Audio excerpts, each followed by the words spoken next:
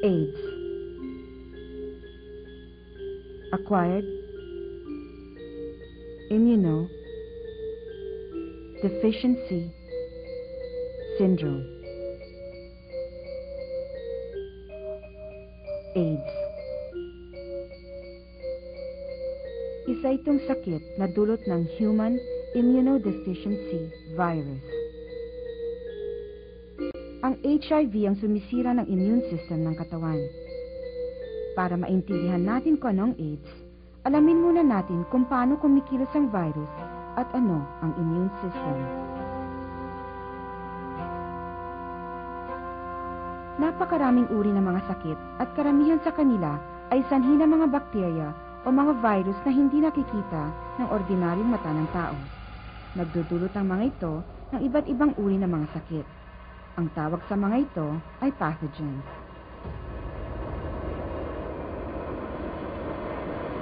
Ang mga virus ay nagdudulot ng mga sakit tulad ng influenza, tigdas, at AIDS. Kapag pumasok ang isang virus sa katawan, ito ay dumadami. Ang tawag dito ay replication. Mabubuhay lang ang virus kung papasok ito sa isang living cell.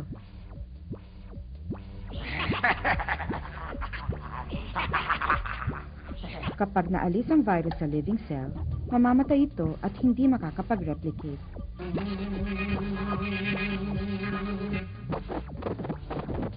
Ang virus ay nagpaparami o nagre-replicate hanggang ang katawan ay magkaroon o tubuan ng sakit. Pero ang katawan ng tao ay may self-defense system laban dito sa mga pathogens. Sa loob ng katawan ay mayroong digmaan laban sa mga hindi kanais-nais na pathogens.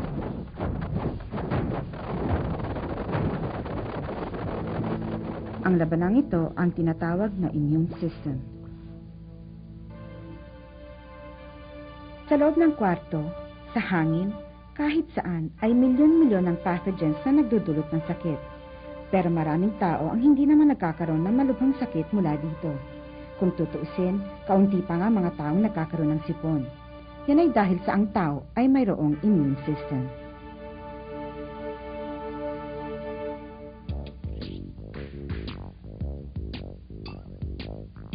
Narito ang isang simpleng demonstrasyon ng proseso ng immune system.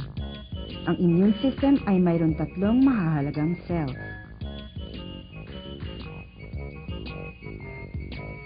Ang macrophage cell, ang helper T cell, at ang B cell.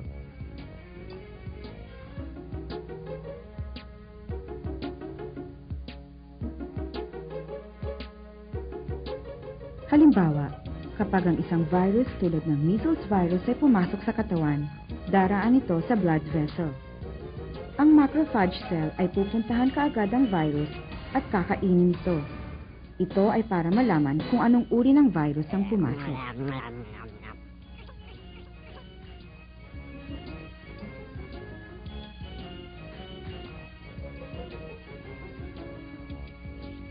Pupuntahan ng macrophage cell ang helper T cell at sasabihin kung anong uri ng virus ang pumasok.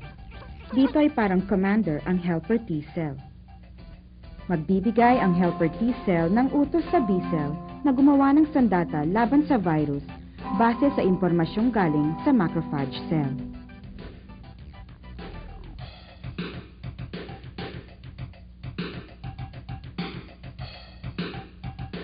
Ang B cell ay parang pagawaan ng mga armas.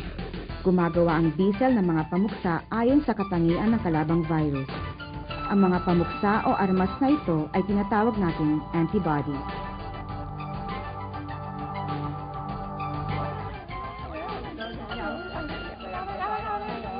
Aatake ang antibody sa mga virus hanggang sa ang mga ito ay mamatay.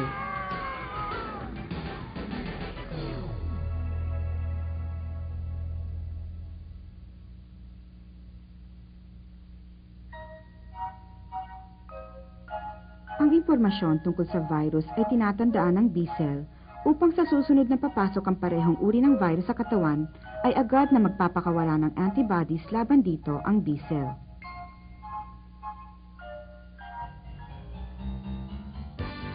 Balikan natin. Kakainin ng macrophage cell ang virus na pumasok. Sasabihin sa helper T cell ang uri nito. Mag-uutos ang helper T cell sa B cell na gumawa ng pamuksa sa virus. Gagawa ang B cell ng antibodies na pamuksa. Ang antibodies ang pupuksa sa virus.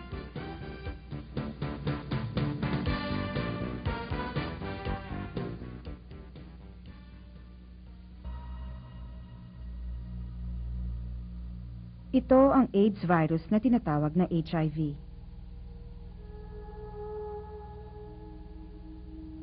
Ito ang HIV prototype.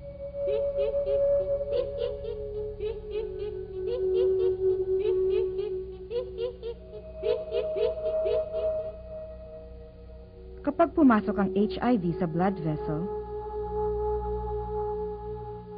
hindi ito makakain ng macrophage cell dahil nagtatago ito sa helper T cell. Magtatago ang HIV sa loob ng helper T cell at dito ito magpaparami.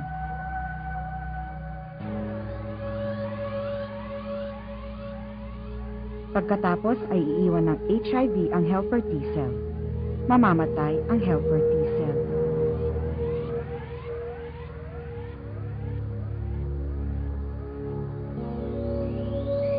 Sunod-sunod na papasukin ng mga HIV ang mga helper T cells hanggang sa mamatay ang mga ito.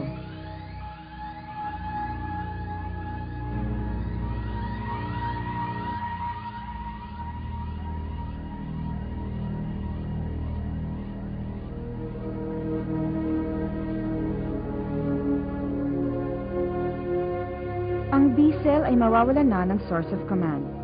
Hindi na nito malalaman kung anong antibodies ang gagawin laban sa HIV.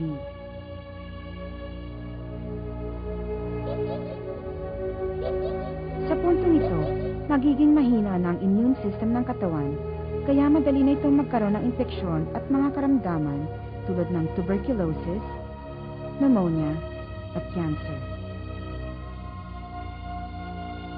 Kapag wala ng kakayahan ng katawan upang labanan ang mga infeksyon, dumating na ito sa stage na tinatawag na acquired immunodeficiency syndrome.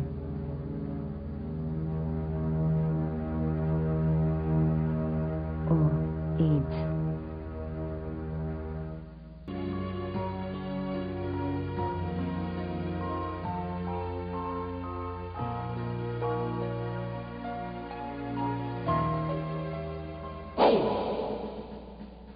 Three, two, one. Abstinence. Huwag kayong makipag-sex. Yan pa rin ang pinakamabisang paraan para kayo makaiwas sa mga HIV, sa AIDS, at saka sa kahit ano pa mang sexually transmitted diseases. Be faithful. Kailangan maging loyal ka sa kapartner mo at syempre, ganun din naman yung kapartner mo. Dahil syempre, tumataas ang risk ng pagkakaroon ng HIV kung sino-sino ang pinapatulan mo at kung marami kang kapartner. Correct and consistent use of condom. Napipigil ng condom ang paglipat ng body fluids sa dalawang nagtatalik. Sa ganitong paraan, makakaiwas pa rin tayo sa HIV infection at iba pang sexually transmitted diseases.